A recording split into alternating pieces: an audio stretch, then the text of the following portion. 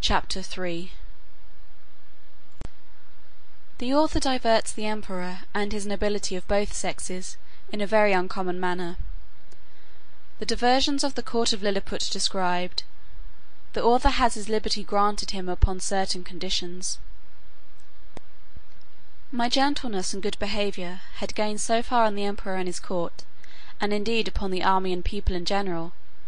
that I began to conceive hopes of getting my liberty in a short time.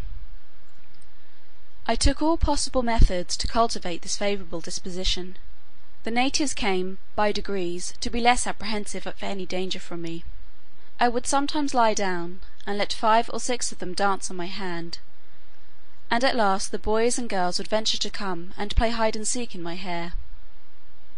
I had now made a good progress in understanding and speaking the language. The emperor had a mind one day to entertain me with several of the country shows, wherein they exceed all nations I have known, both for dexterity and magnificence. I was diverted with none so much as that of the rope dancers, performed upon a slender white thread, extended about 2 feet and 12 inches from the ground, upon which I shall desire liberty with the reader's patience to enlarge a little. This diversion is only practised by those persons who are candidates for great employments and high favour at court. They are trained in this art from their youth, and are not always of noble birth or liberal education. When a great office is vacant, either by death or disgrace, which often happens, 5 or 6 of those candidates petition the emperor to entertain his majesty and the court with a dance on the rope, and whoever jumps the highest without falling succeeds in the office. Very often the chief ministers themselves are commanded to show their skill, and to convince the emperor that they have not lost their faculty. Filmnap, the treasurer, is allowed to cut a caper on the straight rope, at least an inch higher than any other lord in the whole empire. I have seen him do the somersault several times together, upon a trencher fixed on a rope which is no thicker than a common pack-thread in England. My friend Reldresal, principal secretary for private affairs, is, in my opinion, if I am not partial, the second after the treasurer. The rest of the great officers are much upon a par. These diversions are often attended with fatal accidents, whereof great numbers are on record. I myself have seen 2 or 3 candidates break a limb. But the danger is much greater when the ministers themselves are commanded to show their dexterity; for, by contending to excel themselves and their fellows, they strain so far that there is hardly one of them who has not received a fall, and some of them 2 or 3. I was assured that, a year or 2 before my arrival, Filmnap would infallibly have broke his neck, if one of the king's cushions, that accidentally lay on the ground, had not weakened the force of his fall.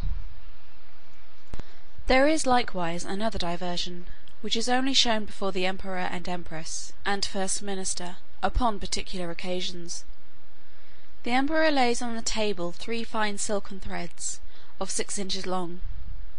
One is blue, the other red, and the third green. These threads are proposed as prizes for those persons whom the emperor has in mind to distinguish by a peculiar mark of his favour. The ceremony is performed in his majesty's great chamber of state, where the candidates are to undergo a trial of dexterity very different from the former,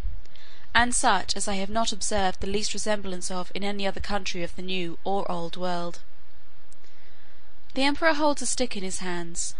both ends parallel to the horizon, while the candidates advancing, one by one, sometimes leap over the stick, sometimes creep under it, backward and forward several times, according as the stick is advanced or depressed.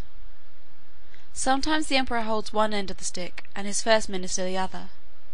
Sometimes the minister has it entirely to himself. Whoever performs his part with most agility, and holds out the longest in leaping and creeping, is rewarded with the blue-coloured silk.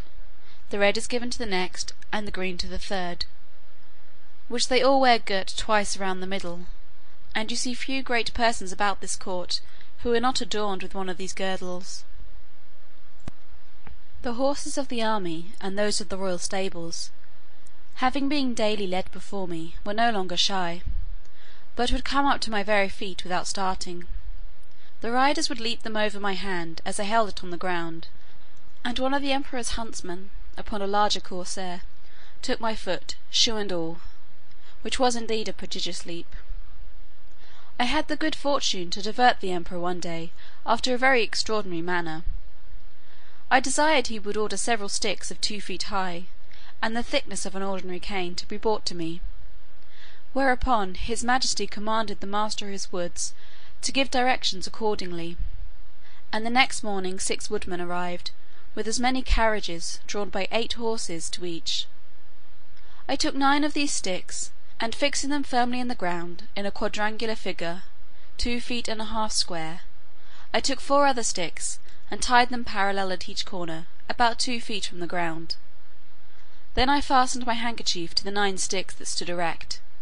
and extended it on all sides, till it was tight as the top of a drum; and the 4 parallel sticks, rising about 5 inches higher than the handkerchief, served as ledges on each side. When I had finished my work, I desired the emperor to let a troop of his best horses, 24 in number, come and exercise upon this plain.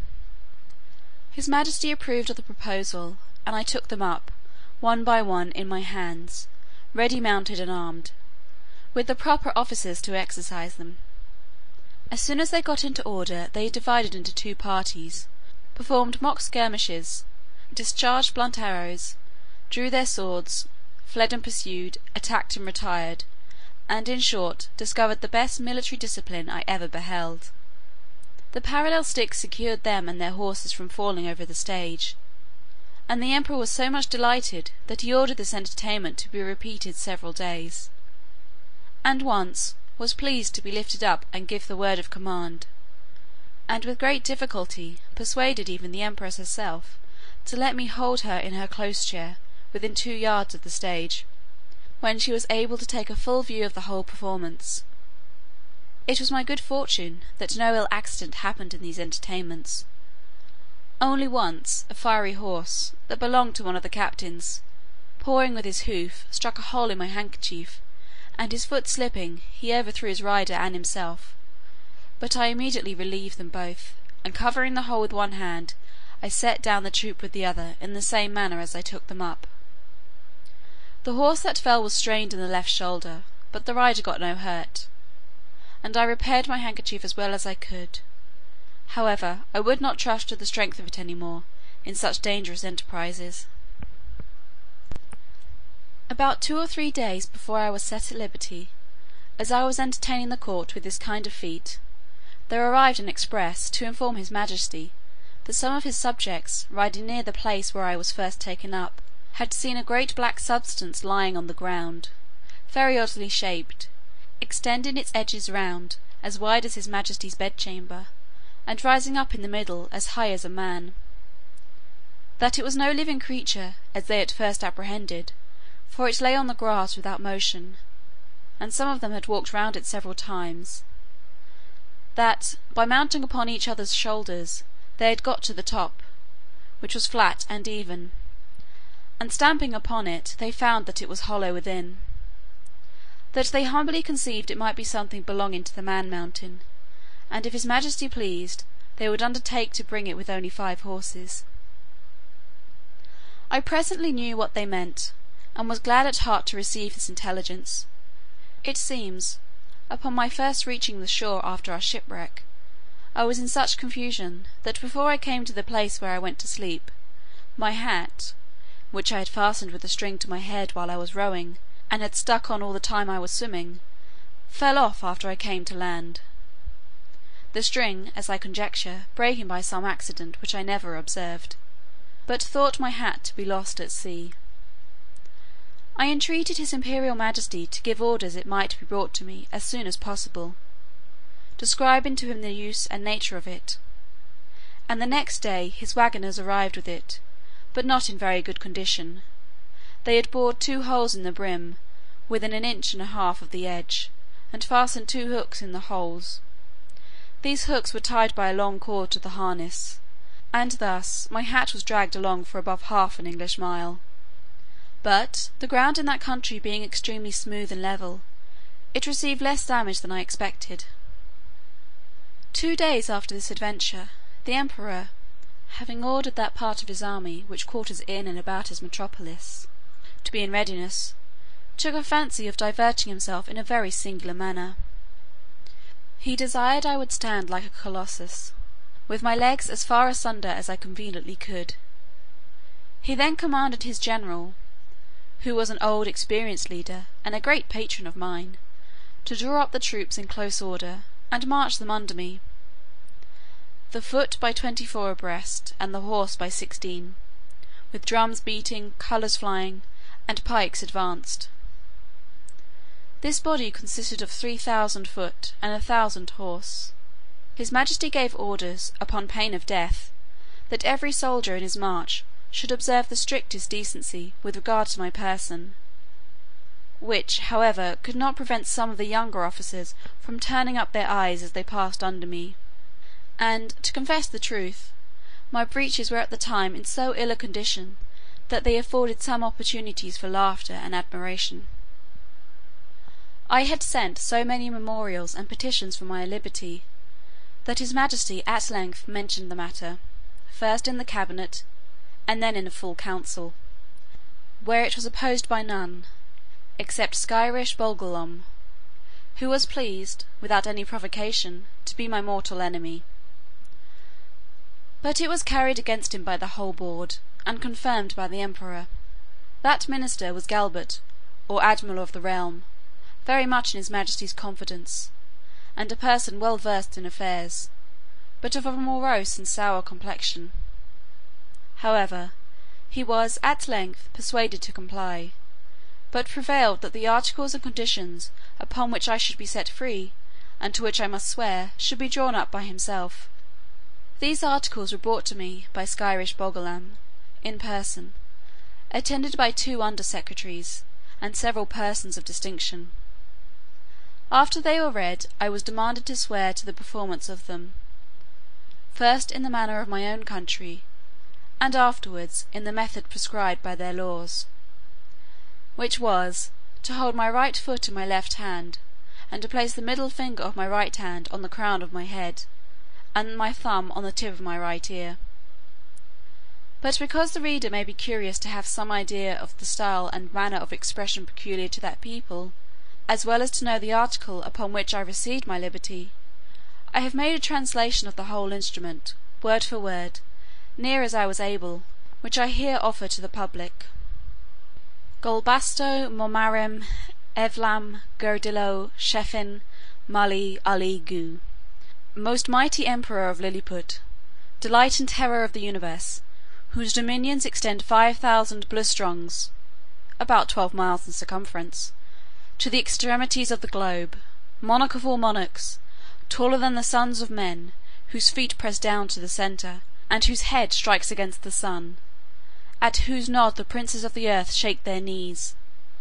pleasant as the spring, comfortable as the summer, fruitful as autumn, dreadful as winter,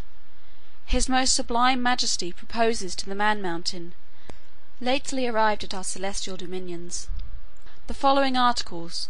which, by a solemn oath, he shall be obliged to perform. First, the Man Mountain shall not depart from our dominions without our license under our great seal. Second, he shall not presume to come into our metropolis without our express order, at which time the inhabitants shall have 2 hours' warning to keep within doors. Third, the Man Mountain shall confine his walks to our principal high roads,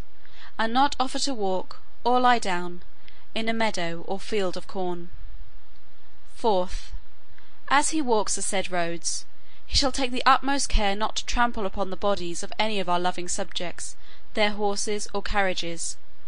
nor to take any of our subjects into his hands without their own consent. Fifth, if an express requires extraordinary dispatch, the Man Mountain shall be obliged to carry, in his pocket, the messenger and horse a 6 days' journey once in every moon, and return the said messenger back, if so required, safe to our imperial presence. Sixth, he shall be our ally against our enemies in the island of Blefusca, and do his utmost to destroy their fleet, which is now preparing to invade us. Seventh, that the said Man Mountain shall, at his times of leisure, be aiding and assisting to our workmen in helping to raise certain great stones, towards covering the wall of the principal park and other of our royal buildings. 8th, that the said Man Mountain shall, in 2 moons' time, deliver an exact survey of the circumference of our dominions, by a computation of his own paces round the coast. Lastly, that, upon his solemn oath to observe all the above articles, the said Man Mountain shall have a daily allowance of meat and drink sufficient for the support of 1,724 of our subjects, with free access to our royal person and other marks of our favour, given at our palace at Belfaborac, the 12th day of the 91st moon of our reign. I swore and subscribed to these articles with great cheerfulness and content, although some of them were not so honourable as I could have wished, which proceeded wholly from the malice of Skyresh Bolgolam, the High Admiral. Whereupon my chains were immediately unlocked, and I was at full liberty. The emperor himself, in person, did me the honour to be by at the whole ceremony. I made my acknowledgments by prostrating myself at his majesty's feet, but he commanded me to rise, and after many gracious expressions, which, to avoid the censure of vanity, I shall not repeat, he added, that he hoped I should prove a useful servant, and well deserve all the favours he had already conferred upon me, or might do for the future. The reader may please observe, that, in the last article of the recovery of my liberty, the emperor stipulates to allow me a quantity of meat and drink sufficient for the support of 1,724 Lilliputians. Some time after, asking a friend at court how they came to fix on that determined number, he told me that his majesty's mathematicians, having taken the height of my body by the help of a quadrant, and finding it to exceed theirs in the proportion of 12 to 1, they concluded from the similarity of their bodies that mine must contain at least 1,724 of theirs, and consequently would require as much food as was necessary to support that number of Lilliputians, by which the reader may conceive an idea of the ingenuity of that people, as well as the prudent and exact economy of so great a prince. Chapter 4 Part 1